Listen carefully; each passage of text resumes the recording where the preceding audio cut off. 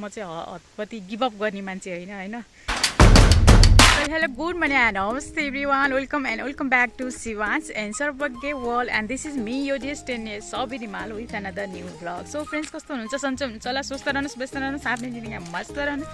म छु अफिसमा एकछिन यसो ब्रेक टाइममा बाहिर निस्केर मैले तपाईहरुलाई सम्झेर वेलकम गर्दिहालेँ हैन।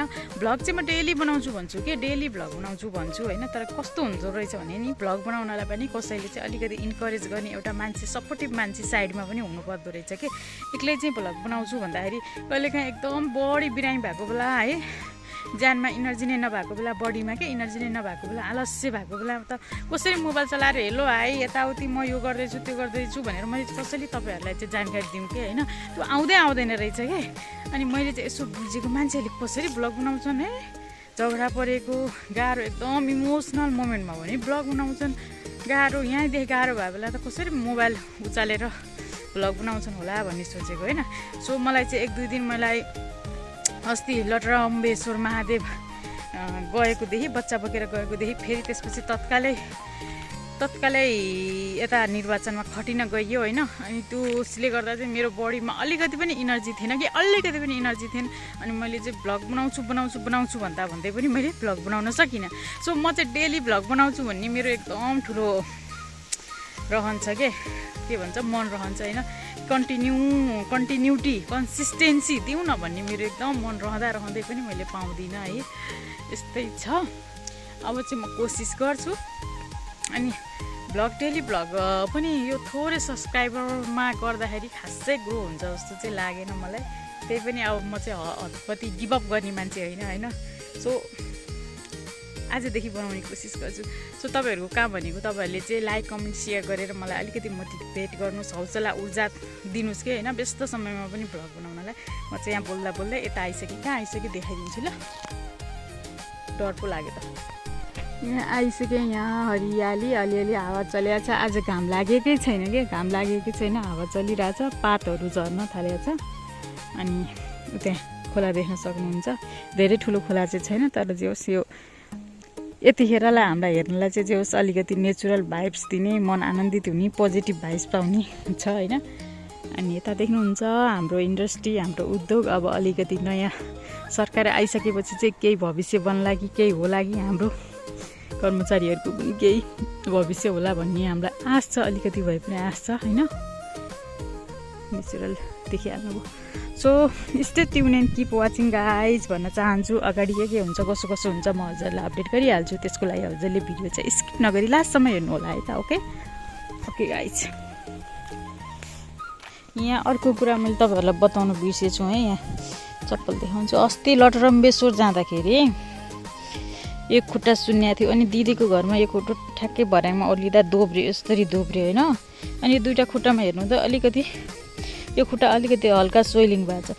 तपाईँको झन्डै कति 1 हप्ता भइसक्यो यो स्वेलिङ घटे छैन क्या, मलाई हल्का दुखाइ पनि छ। अब एक्सरे नै गर्नुपर्ने स्थिति आइसकेको छ साथीहरू, के गर्ने।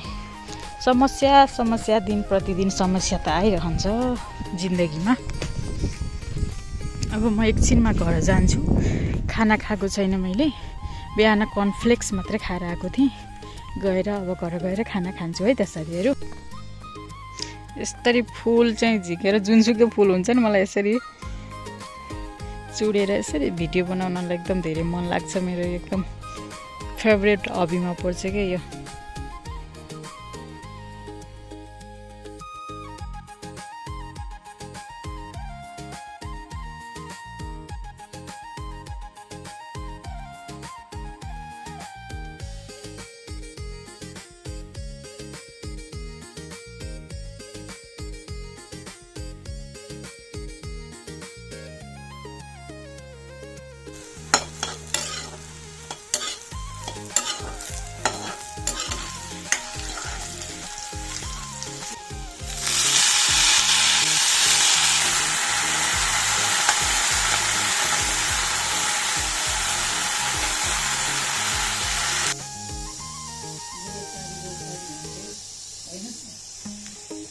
साथीहरू हेर्नु, मेरो जेठो छोरोले चाहिँ माम खान थालेको छ। आज छोटो छोरोलाई टन्न घिउ हालिदिएको छु।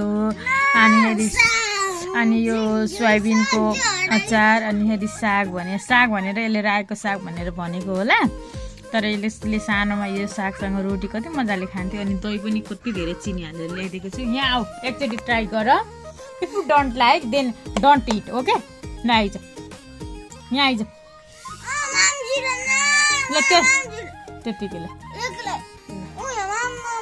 एउटा सिधा त पर्दा के हुन्छ अड्किन्छ र घाँटीमा। त्यस्तो नगर मान्छे साथीहरूले के भन्नुहुन्छ कस्तो तपाईँको छोरालाई त उहाँ होस्टेल पठाउनु छैन। यो मात्रै तातो छैन चम्चा मात्रै तातो। अब चपात मिठो रहेछ मामु अझै दिसो नभन्नु नि फेरि यति हो छैन अरू तिमीलाई। कस्तो लाग्यो त खानाहरू हजुर?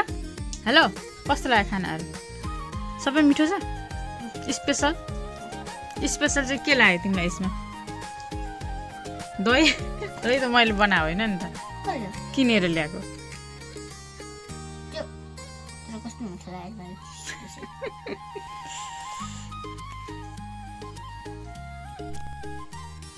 फाइनली म पनि खाना खान थालेँ। आज चाहिँ खानामा यो दाल भात अनि देसी चिया फर्सीको मुन्टा आलु सोयाबिनको छोइला अनि दही। यो चाहिँ सुगर बिनाको दही हो है। अनि म चाहिँ अब हिजोदेखिबाट एकदम हेल्दी चिज मात्रै खान्छु भन्ने सोचेको छु। कतिसम्म सफल भइन्छ बाहिरको चिज खान त मन लाग्छ तर मन कन्ट्रोल गरेर हेल्दी जीवन जिउने कोसिस गर्नेछु। अनि रुक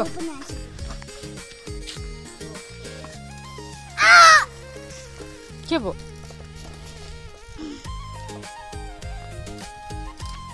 त्यो केमा लाग्यो त? अब लड्छ यस्तो माथि गयो अनि यसमा लाग्यो। त्यसो सिधा पार नि त।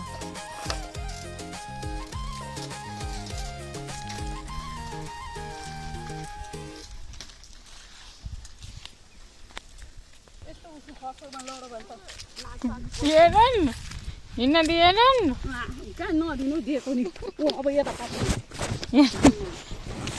किनभने हात समाउन के हुन्छ र? हात समाएर के हुन्छ र?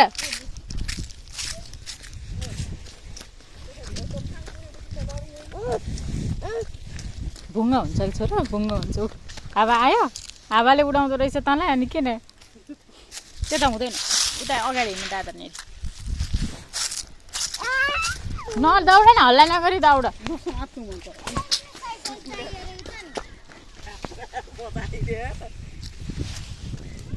हजुर बुढो मान्छे हिँड्या के हो त्यो त बुढो मान्छे हिँड्या।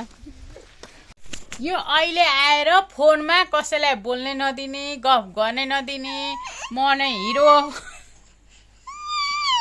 भन्ने मान्छे उहाँ मामुको टिका पनि लाउनु भएको छ उहाँले। ल रुनु भएको हेर्नु त कति राम्रोसँग रुनुहुन्छ। आहा कति राम्रो सुहाएको रोको त कति राम्रो सुहाएको त। आहा त्यहाँ थिच्ने नि थाहा छ।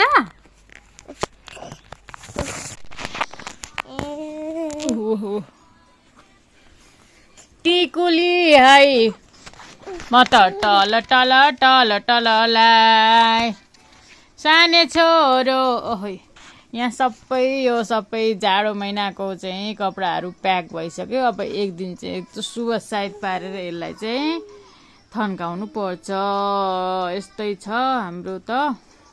अनि यहाँ बिचबिचमा यो फ्रेममा आउने हाम्रो सर चाहिँ भुङ्गा हुन जानुभयो।